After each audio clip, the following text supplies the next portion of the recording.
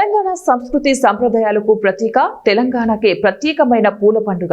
తెలంగాణలోని ప్రతి ఆడపడుచును ఎప్పుడెప్పుడా అని ఎదురుచూసే బతుకమ్మ పండుగ Hayath Nagar division green wood కాలనీలో ఘనంగా నిర్వహించారు. ఈ వేడుకల్లో మహిళలు పెద్ద ఎత్తున పాల్గొని ఆటపాటలతో బతుకమ్మ ఆడుతూ ఆనందంగా గడిపారు. మహిళలు రంగురంగుల పూలతో బతుకమ్మలను పేర్చి సాంప్రదాయబద్ధంగా ఆటపాటలతో ఘనంగా జరుపుకున్నారు. ఈ సందర్భంగా మహిళలు మాట్లాడుతూ తెలంగాణ ప్రభుత్వం ఏర్పడ్డ తర్వాత బతుకమ్మ పండుగకు ఆదరణ పెరిగిందన్నారు. ఎలాంటి కుల మతాలు లేకుండా ఎలాంటి తారతమ్యం లేకుండా జరుపుకునేదే బతుకమ్మ పండుగ అని అన్నారు. తెలంగాణ సంస్కృతి సంప్రదాయాలను మర్చిపోకుండా భావితరాలకు బతుకమ్మ పండుగ విశిష్టత తెలుసుకొని ముందుకు వెళ్లాలన్నారు. చాలా ఘనంగా నిర్వహించడం జరుగుతుంది. ఇంత వర్షంలో కూడా మహిళలు మా యొక్క గ్రీన్వుడ్ కాలనీ మహిళలందరూ ఈ యొక్క మహిళా మనులు ఇక్కడ కార్యక్రమంలో మంచి నిమగ్నమై ఈ యొక్క బతుకమ్మ పండుగను విజయవంతంగా నిర్వహించడం జరుగుతుంది. బతుకమ్మ పండుగ అనేది వచ్చే జనరేషన్కు మామూలుగా పిల్లలకు అందరికీ ఎవరికి తెలియదు కాబట్టి ప్రతి సాంప్రదాయాలు ఎట్లా ఉంటాయో మహిళలందరూ కూడా ఇక్కడ వచ్చి వాళ్ళు ఐక్యతతో ఉండి ఈ యొక్క పండుగ విశేషాన్ని వాళ్ళు చెప్పడం ద్వారా భావితరాలకు కూడా పిల్లలకు కూడా ప్రతి విషయం తెలిసి వాళ్ళకు కూడా కావాల్సిన పరిస్థితి వచ్చింది. ఎందుకంటే ఈ డిజిటల్ కమ్యూనికేషన్ వచ్చిన తర్వాత పిల్లలకు ఫోన్లు మొబైల్ వచ్చింది. ఈ సాంప్రదాయాలు పాటలు ఈ సంస్కృతి ఎట్లా ఎవరితో ఎలా మాట్లాడాలి ఇదే అనేది తెలియకుండా ఉన్నది. కాబట్టి ఇలాంటి పండుగలు వచ్చి ఈ యొక్క సాంప్రదాయాన్ని మన సాంప్రదాయాన్ని సంస్కృతిని ముందుకు తీసుకోవాల్సిన అవసరం ఉంది. కాబట్టి మా కాలనీ మహిళలు అందరూ ఈ యొక్క కార్యక్రమంలో ప్రతి సంవత్సరము ఎంగిలి పువ్వు రోజు తర్వాత సద్దుల బతుకమ్మ అని రెండు వస్తాయి. రెండింటి కూడా మంచి పార్టిసిపేట్ చేసి మంచి ఆటపాటలతోని అలరిస్తారు.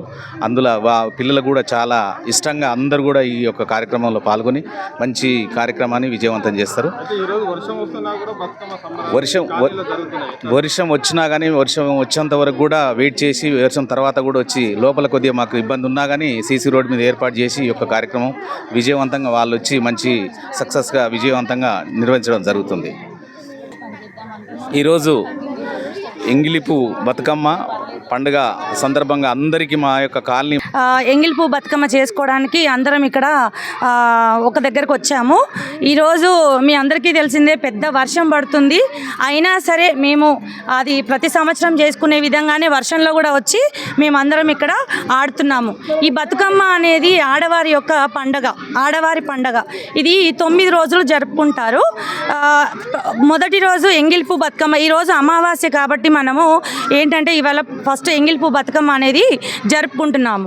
అలాగే 9 రోజులు కూడాను మనము ఈ బతుకమ్మ అనేది జరుపుకుంటాము. సద్దుల బతుకమ్మతోటి ఈ 9 రోజులు కూడా ముగుస్తుంది. అసలు బతుకమ్మ అనేది ఎందుకు చేసుకుంటున్నాము? 2014 నుండి మనము ఎక్కువగా బతుకమ్మ అనేది చేయడం అనేది కనిపిస్తుంది హైదరాబాద్లో.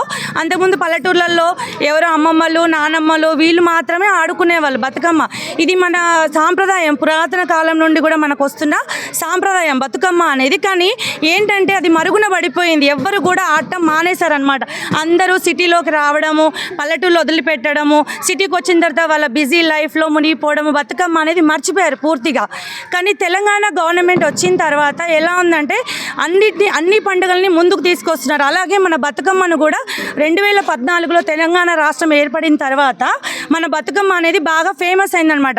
సిటీలో కూడా ప్రతి ఒక్కరూ కూడా ఆడడం మొదలుపెట్టారనమాట. చిన్న పెద్ద ఉన్నవాళ్ళు లేని వాళ్ళు అందరూ కూడా ఈ బతుకమ్మను ఎంతో సంతోషంగా సెలబ్రేట్ చేసుకుంటున్నారు.